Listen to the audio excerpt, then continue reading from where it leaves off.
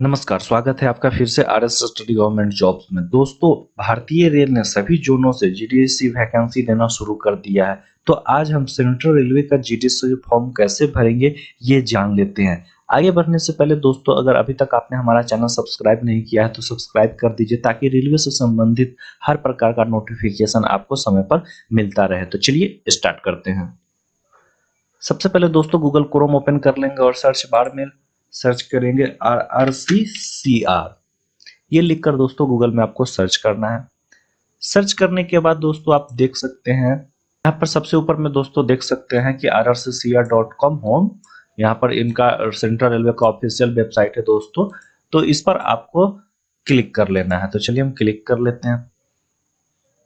Click करने के बाद दोस्तों ये सेंट्रल रेलवे का ऑफिशियल वेबसाइट आपको यहाँ पर खुल गया है, जिसमें दोस्तों सबसे ऊपर में ही आप देख सकते हैं कि online application for various post under GDC quota 2023। ये दोस्तों यहाँ पर देखिए न्यू करके दिखा रहा है। इस पर दोस्तों आपको ऑनलाइन अप्लाई करना है।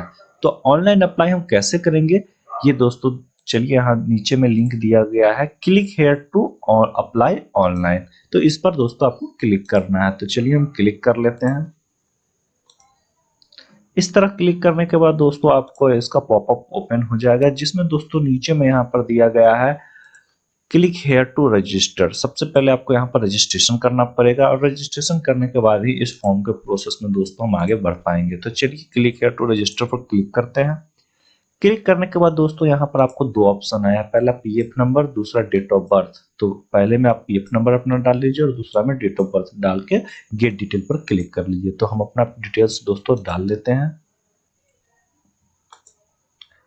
गेट डिटेल पर दोस्तों क्लिक करने के बाद दोस्तों आपको इस तरह से आपका रजिस्ट्रेशन फॉर्म ओपन हो जाएगा। ओपन करने के बाद आपका पूरा डिटेल्स यहाँ पर आ जाएगा। डिटेल्स शो करने के बाद दोस्तों आपको सीधा नीचे स्क्रॉल करना है, और यहाँ पर कुछ फॉर्म बचा हुआ है, उसको दोस्तों आपको भरना है।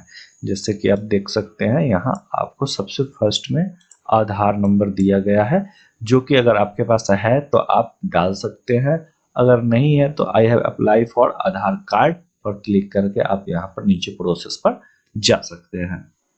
तो चलिए हम अपना आधार नंबर डाल देते हैं।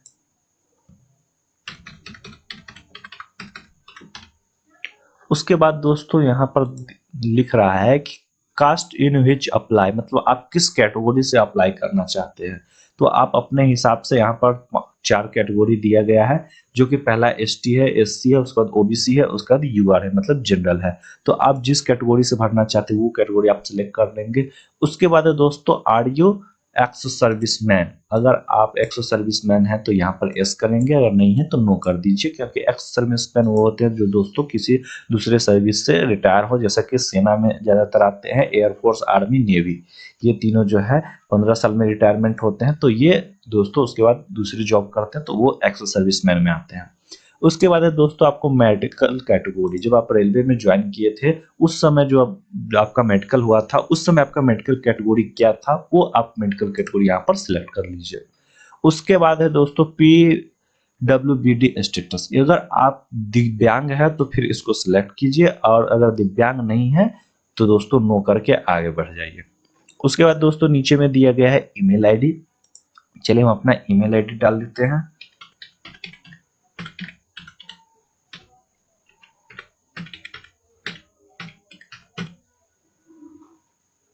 उसके बाद दोस्तों है यहाँ पर मोबाइल नंबर। आप अपना मोबाइल नंबर डाल लीजिए, जो आपका रजिस्टर्ड मोबाइल नंबर है। मोबाइल नंबर डालने के बाद दोस्तों सीधा हम नीचे स्क्रॉल करते हैं।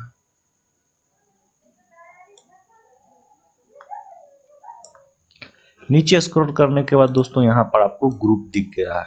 तो इस ग्रुप में आपको ग्रुप सिलेक्ट करना है कि आप कौन कौन से ग्रुप में यहाँ पर फॉर्म अप्लाई करना चाहते हैं। तो चलिए हम यहाँ पर देख लेते हैं कौन कौन से ग्रुप दिया गया है। तो यहाँ पर दोस्तों आपको तीन प्रकार का ग्रुप दिया गया है, जिसमें दोस्तों पहला गुड्स गार्ड है, जिसको ट्रेन मैनेजर बोलते हैं। दूसरा है दोस्तों जूनियर इंजीनियर, अगर आप जेई का फॉर्म भरना चाहते हैं तो जेई का भर सकते हैं। तीसरा है दोस्तों ALP and technician, assistant loco pilot और टेक्नीशियन जो है, ये दोस्तों आपको यहाँ पर तीन कैटेगरी दिया है। तो आप इसमें से किस कैटेगरी में आप भरना चाहते हैं वो आप अपने हिसाब से दोस्तों सिलेक्ट कर लीजिए।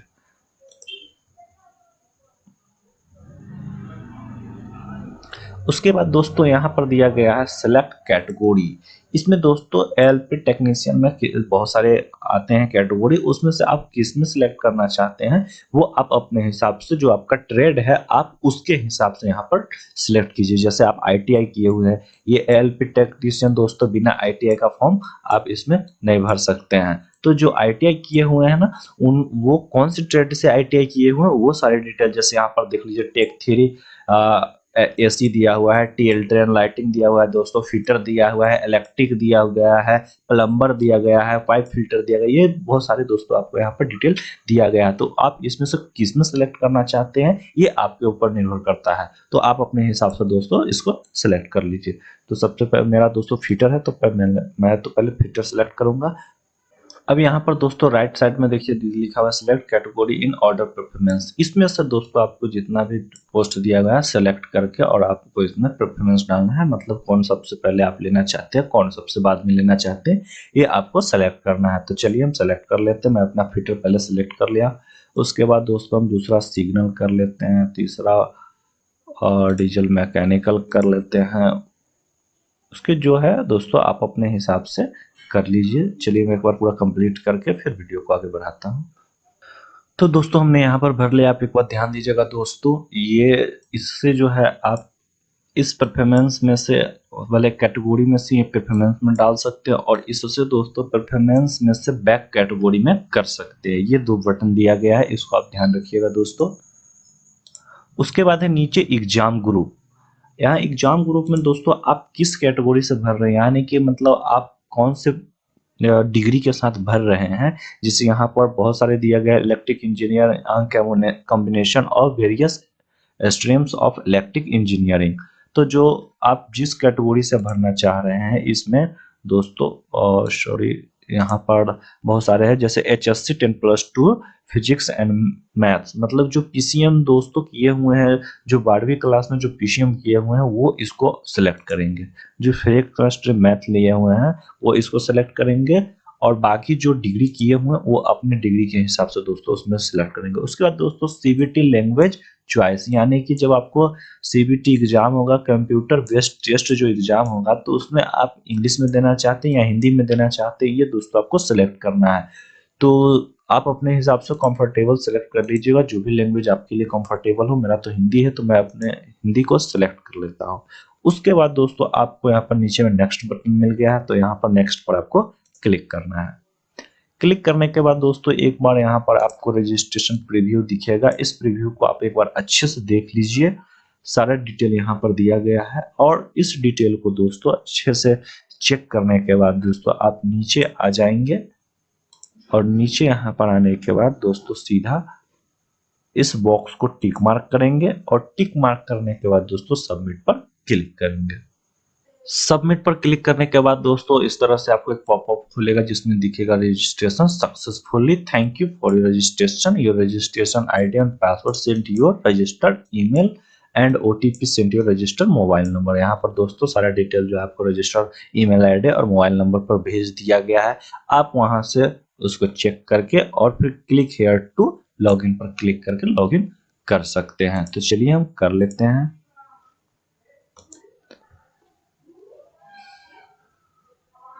अपना रजिस्ट्रेशन आईडी और पासवर्ड डालने के बाद दोस्तों यहाँ पर लॉगिन पर हम क्लिक करेंगे। तो चलिए हम क्लिक कर लेते हैं।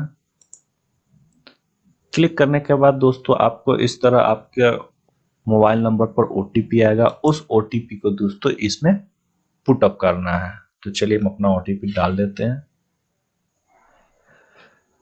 ये ओटीपी दोस्तों आपको कॉल के माध्यम से भी आ सकता है और यहाँ पर दोस्तों मैसेज के भी माध्यम से जो आ सकता है। और अगर दोस्तों आपके रजिस्टर मोबाइल नंबर पर अगर नहीं आता है तो यहाँ से आप रीसेंट ओटीपी कर सकते हैं।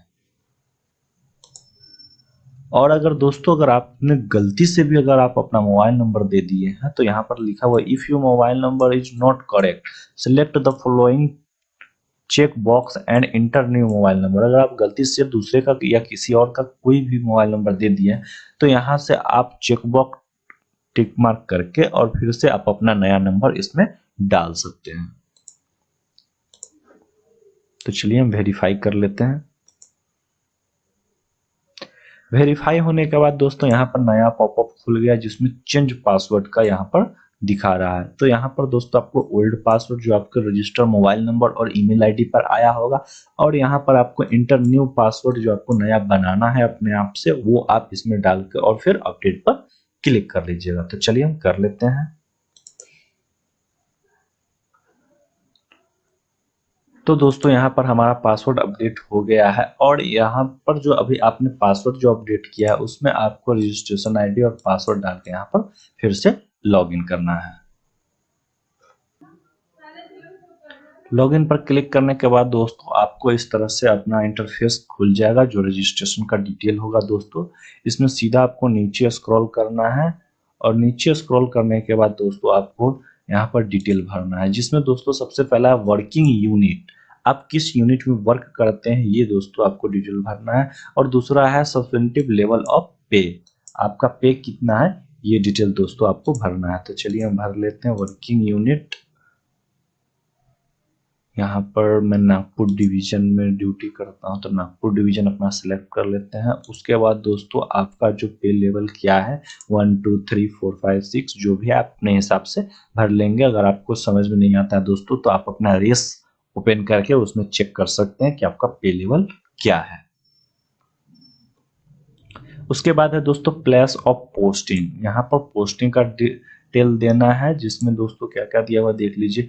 प्लेस ऑफ पोस्टिंग, आप कहाँ पर अपना ड्यूटी कर रहे हैं उस स्टेशन का नाम देना है। उसके बाद दोस्तों कंट्रोलिंग ऑफिस, यहाँ पर आपका जो ड्यूटी है वो कहाँ से आपका कंट्रोल होता है, आप किनके अंदर में आप काम करते हैं उसका दोस्तों यहाँ पर डिटेल देना है। उसके बाद दोस्तों प्रेजेंट एड्रेस, परमानेंट एड्रेस और नियरेस्ट स्टेशन, ये सारा डिटेल जो है दोस्तों आपको यहाँ पर भरना है। तो चलिए हम एक एक करके पूरा डिटेल भर लेते हैं। तो दोस्तों सारा डिटेल डालने के बाद सेव एंड प्रोसेस पर क्लिक करते हैं।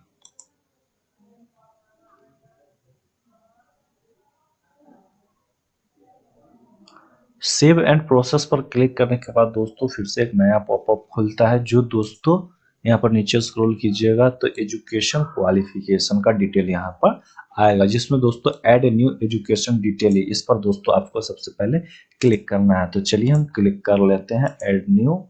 और दोस्तों उसके बाद यहाँ पर देख लीजिए बहुत सारे ऑप्शन आ रहे हैं, जिसमें दोस्तों education qualification, name of institute, name of university, marksheet. तो यहाँ पर सबसे पहले आपको सिलेक्ट करना है कि आप क्या कौन सा क्वालिफिकेशन दे रहे हैं। उसके बाद आप किस कॉलेज से पास किए हैं। उसके बाद वो कॉलेज दोस्तों कौन से यूनिवर्सिटी से सेटिस्फाइड है ये इसमें डालना है। उसके बाद दोस्तों आपको मार्कशीट नंबर डालना है, कौन से साल में पास किए हैं, कितना मार्क्स परसेंटेज में लाए हैं, वो सारी डिटेल दोस्तों यहाँ पर डालना है। तो चलिए हम डाल देते हैं एक एक करके। उससे पहले दोस्तों हम इसमें बता देते हैं कि आपको क्या क्या यहाँ पर सिलेक्ट करना है। जैसे देख लीजिए एसएससी और एसएलसी, यहाँ पर एसएससी दोस्तों 10th का जो सर्टिफिकेट है उसका आप अपलोड कर सकते हो। उसके बाद दोस्तों आईटीआई सर्टिफिकेट, सर यहाँ पर आईटीआई जो किए हुए कैंडिडेट वो अपना आईटीआई का सर्टिफिकेट यहाँ पर डालेंगे। उसके बाद दोस्तों diploma from A institute of equivalent, अगर आप डिप्लोमा किए हुए हैं तो आप डिप्लोमा का सर्टिफिकेट यहाँ पर डाल सकते हैं, या फिर इसके समकक्ष कोई और डिग्री अगर आपने लिया है तो वो भी दोस्तों यहाँ पर आप डाल सकते हैं।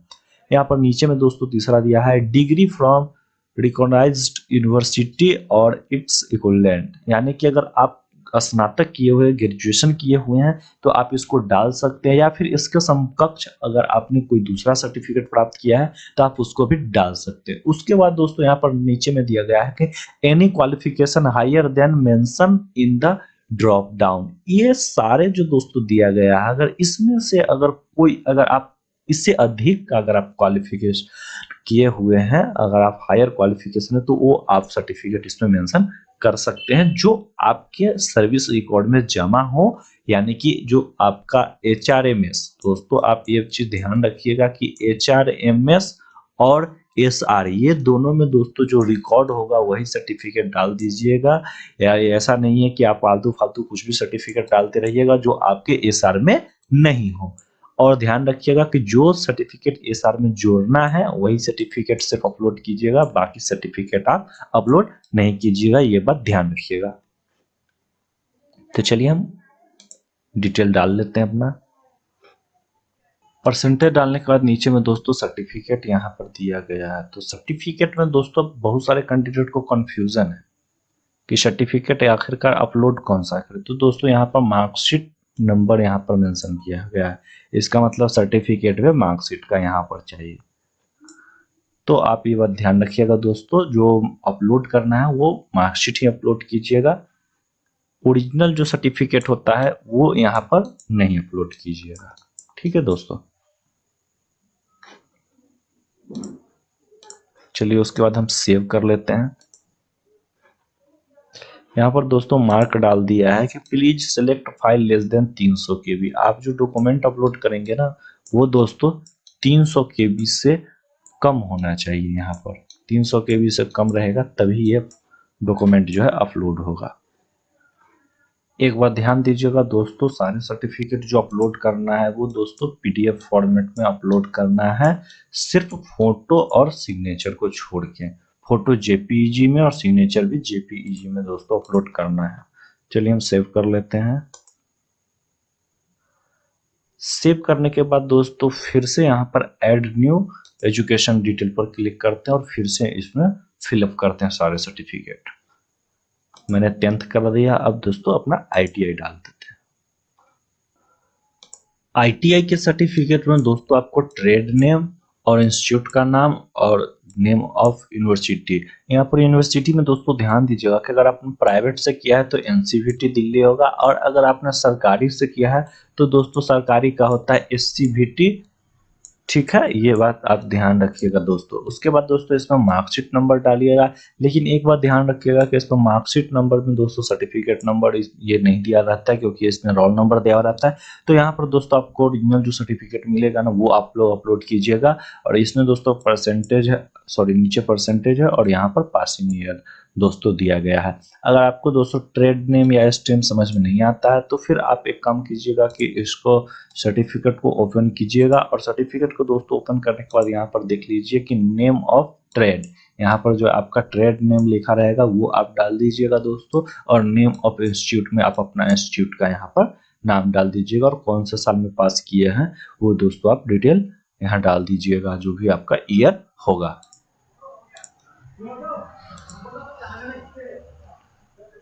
उसके बाद दोस्तों नीचे में आपको यहाँ पर सर्टिफिकेट अपलोड कर देना है। तो चलिए हम कर लेते। तो दोस्तों टोटल क्वालिफिकेशन यहाँ पर डिटेल डालने के बाद यहाँ पर सेव एंड प्रोसेस पर क्लिक करेंगे। सेव एंड प्रोसेस पर दोस्तों जैसे ही क्लिक कीजिएगा तो आपको फोटो और दोस्तों यहाँ पर सिग्नेचर के लिए अपलोड करने का ऑप्शन आ जाएगा। तो चलिए हम फोटो अपलोड कर लेते हैं।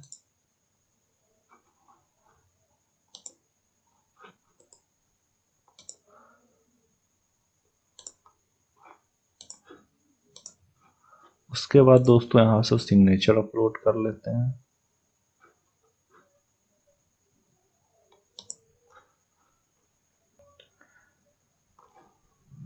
तो दोस्तों यहाँ पर देख सकते हैं फाइल हैज बीन अपलोडेड लिख दिया, फिर यहाँ से आपको दोस्तों क्लोज कर देना है। क्लोज करने के बाद दोस्तों फिर सिग्नेचर पर अपलोड साइन पर क्लिक करना है, file has been uploaded close कर देना है, और फिर दोस्तों सेव एंड प्रोसेस पर क्लिक करना है। सेव एंड प्रोसेस पर क्लिक करने के बाद दोस्तों ये आपको एप्लीकेशन का प्रीव्यू दे दिया है, इसको आपको एक बार अच्छे से डिटेल मिला लेना है। अगर कहीं पर कोई गलत है तो आप उसको एडिट कर सकते हैं, और दोस्तों ये फाइनल सबमिट करने के बाद दोस्तों आप इसमें कोई चेंजेस नहीं कर सकते हैं, ये ध्यान दीजिएगा। तो चलिए एक बार हम अच्छे से मिला लेते हैं पूरा डिटेल। अब दोस्तों सारा प्रीव्यू को नीचे में स्क्रॉल करने के बाद दोस्तों यहाँ पर 4 ऑप्शन मिलेंगे। चारों ऑप्शन में दोस्तों यहाँ पर आपको टिक मार्क कर लेना है, और टिक मार्क करने के बाद दोस्तों यहाँ पर आपको फाइनल सबमिट करना है। तो चलिए हम फाइनल सबमिट कर लेते हैं। फाइनल सबमिट करने के बाद यहाँ पर देख लीजिए थैंक यू का यहाँ ऑप्शन आ गया है, your online application GDC quota is submitted successfully, यानी कि आपका जो है एप्लीकेशन दोस्तों सक्सेसफुली सबमिटेड हो गया है। यहाँ से आप डाउनलोड एप्लीकेशन करके आप अपना फॉर्म जो है डाउनलोड कर सकते हैं, और इसको दोस्तों आप अच्छे से रखिए ताकि इसका फ्यूचर में ज़रूरत पड़ेगा, क्योंकि जब इसका एडमिट कार्ड आएगा तो आपको उसका ज़रूरत पड़ेगा। अगर आपको ये वीडियो पसंद आया होगा तो हमारे चैनल को दोस्तों सब्सक्राइब कीजिएगा, अपने सभी रेलवे एम्प्लॉय में शेयर कीजिएगा। धन्यवाद।